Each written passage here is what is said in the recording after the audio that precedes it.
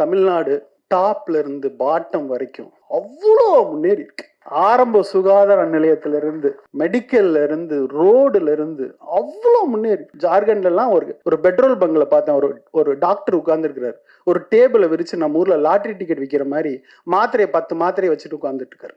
நான் பீகார்ல ஒரு இடத்துல ஒரு வில்லேஜ்ல கேட்டேன், ஒரு சமூக ஆர்வலர்கிட்ட கேட்டேன், அப்போ என்ன பிரச்சனைக்காக வந்திருக்கிறேன் அப்படின்னு. ஒரு பொண்ணு ஒரு அண்ணன் கல்யாணம் பண்ணி கூட்டிட்டு வந்திருக்கான். அவங்க வீட்டுல இருக்க எல்லா ஆம்பளைங்களும் அந்த பொண்ணை பலாத்காரம் பண்ணிட்டாங்க. அந்த பொண்ணு இப்படி பலாத்காரம் பண்ணிட்டாங்க, என்ன செய்யறதுன்னு கேட்டுச்சான். இப்படி ஒரு இடத்துல தான் இந்தியால இருக்கிற வேற எல்லா மாநிலங்களும் இருக்கிற சமூக நீதி அரசியல் இருக்கிறது. நான் நம்ம ஊர்ல ஒரு வயசான பாட்டியை போய் கிராமத்துல போட்டோ எடுத்தா, எடுவட்ட நாய் அங்கிட்டு போடா இப்படின்னு சொல்ற இடத்துல எந்த அரசியல் கட்சின்னு சொல்லுங்க, அதையும் தாண்டி 50 ஆண்டு காலம் நம்மளை தமிழ்நாட்டுல வழிநடத்தின பெரியாரிய, மார்க்சிய, அம்பேத்கரிய அரசியல் கொண்டு நிப்பாட்டி இருக்கு.